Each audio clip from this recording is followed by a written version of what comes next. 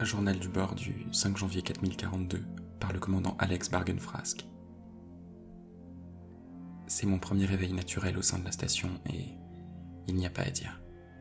On ne peut pas comparer le sommeil naturel à celui qu'on provoque dans un caisson d'hypersommeil. C'est compliqué à expliquer, mais je me sens étrangement bien. Je me sens bien parce que j'ai rêvé, et ça n'arrive pas pendant un sommeil forcé. La pilule rouge qu'on nous donne est tellement forte qu'elle nous plonge dans cette sorte de coma qu'on appelle sommeil simplement pour éviter d'en avoir peur. Je sais que Bram écoutera ces enregistrements quand il aura fini cette bien trop longue mise à jour, mais le rêve que j'ai fait était étrange, et je pense qu'il peut expliquer en partie ce que je m'apprête à faire. J'ai rêvé de la station. Je me réveillais encore une fois seul. Tous les caissons autour de moi étaient ouverts, et là où devaient se trouver les autres commandants, il n'y avait personne. J'étais réellement seul. J'ai simplement dû transposer la désactivation de Bram pour ces quelques jours dans ce rêve. Et d'ailleurs, Bram était dans ce rêve. Il avait quelque chose dans sa voix que je ne comprenais pas. Quelque chose d'inhabituel et en même temps de réellement inquiétant. Sa voix se mélangeait tour à tour avec le son des oiseaux et d'autres sons stridents qui, s'ils n'avaient pas été qu'une mise en scène de mon cerveau, auraient largement eu de quoi me faire peur. Il y avait des tas de sons, et au bout d'un moment, ils se sont tous mélangés. Et tous les sons n'en ont formé qu'un. C'était exactement le son des sirènes qu'on pouvait entendre sur Terre avant. Exactement celles qui nous ont tous hantés pendant des années. Celles qui annonçaient la mise en place du protocole Blood Drop, chaque année. Littéralement, Blood Drop pour goutte de sang faisait en fait référence à une goutte d'eau. Je repense à la première opération goutte d'eau et c'est sûrement le moment où j'ai perdu foi en l'humanité. Tous ces gens qui se battaient à mort pour se disputer la dernière ration d'eau de certains pays. On a littéralement vu des pays entiers mourir. Une chance que l'Union étatique de Maltel soit le continent qui contienne les principales ressources en eau de la planète. Ça nous a permis à tous, en tout cas les habitants de l'Union étatique, de survivre le temps qu'on envoie ces 62 stations à la recherche d'une autre planète habitable. Mais les sirènes dans le rêve, elles étaient comme des poignards. Ça m'a permis étrangement de me rappeler de l'importance de ma mission dans cette station. Je dois tout faire pour aller jusqu'au bout et faire en sorte que notre espèce survive.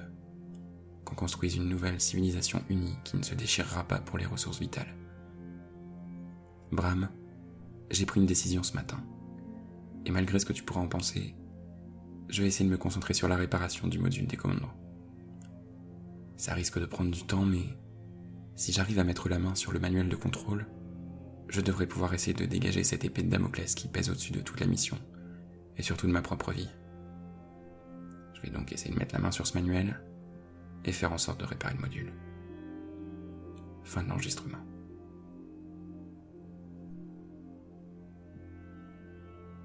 Journal de bord du 6 janvier 4042 par le commandant Alex Bargenfrask. Hier, en milieu de journée, j'ai enfin mis la main sur le manuel de contrôle.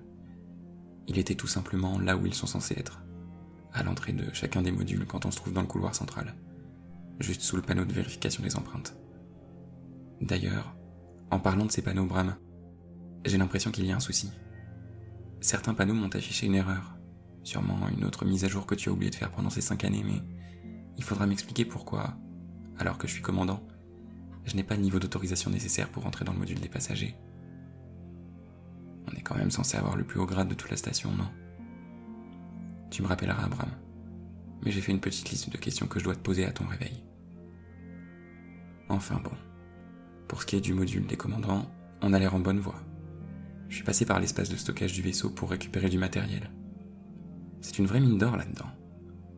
J'ai toujours été intéressé par la mécanique, mais ces 5 ans seuls ici devraient finalement paraître un peu moins longs. Je retourne travailler sur le module. Il me reste que quelques soudures et normalement tout devrait rentrer dans l'ordre. J'aurais, on peut le dire, commencé mon commandement sur les chapeaux de roue. Hein, Bram, t'en penses quoi? Une journée réveillée et sauver déjà la totalité des commandants. Fin de l'enregistrement. Journal de bord du 7 janvier, commandant Alex Bargenfrask. J'ai terminé les soudures. J'ai testé en circuit fermé pour vérifier que le courant passait bien comme prévu, et j'ai relancé le protocole de sommeil. Cela ne devait prendre que quelques minutes, donc j'en ai profité pour me promener un peu entre tous les caissons d'hypersommeil. Pendant la relance de ce protocole, il y a 2 choses qui m'ont marqué. Dans un premier temps, ça m'a fait bizarre que de voir tous ces visages. Ils ont l'air tellement paisibles dans ce sommeil. On dirait que certains sont morts, ils sont livides, on les dirait presque congelés. Et en me baladant, quelque chose m'a encore plus troublé. Je suis passé devant un caisson vide. Sauf qu'aucun caisson ne devrait être vide, mis à part le mien, puisque je suis réveillé. Mais j'ai vérifié et ce caisson vide, c'est pas le mien. Il manque quelqu'un. Soit cette personne est dans le vaisseau, ou elle y a été à un moment donné. Après, il se peut aussi qu'elle y soit jamais rentrée dans ce vaisseau. J'en sais rien. En tout cas, plus ça va, plus je suis persuadé qu'il se passe des choses étranges ici. J'ai aucune idée de ce que Bram a pu faire pendant 5 ans, mais il y a clairement quelque chose qui va pas dans cette station. Maintenant, je suis bloqué. Pour terminer les branchements que j'ai réparés sur le module, l'appareil dont je me sers pour valider les modifications et pouvoir repasser les circuits électriques en mode ouvert me demande l'approbation de Bram. Et depuis quand une intelligence artificielle doit donner son avis pour une réparation aussi importante? J'ai donc plus qu'à attendre. Bram devrait se réveiller dans quelques heures. Je n'ai rien fait des tâches initiales qu'il m'a programmées avant sa mise en sommeil, donc je vais devoir les faire quand il sera avec moi. Sa compagnie m'a presque manqué pendant ces 3 jours. Même si c'est une machine, ça donne au moins l'impression d'avoir quelqu'un à qui parler.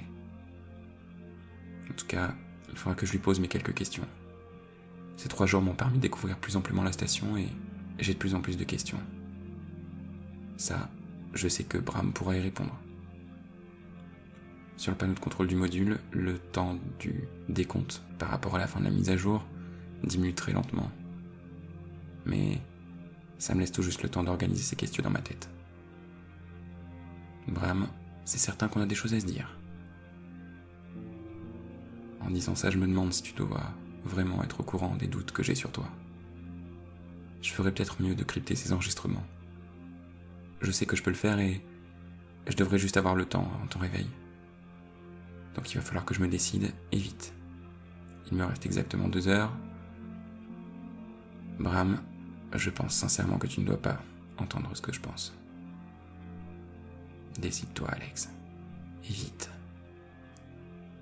Fin de l'enregistrement.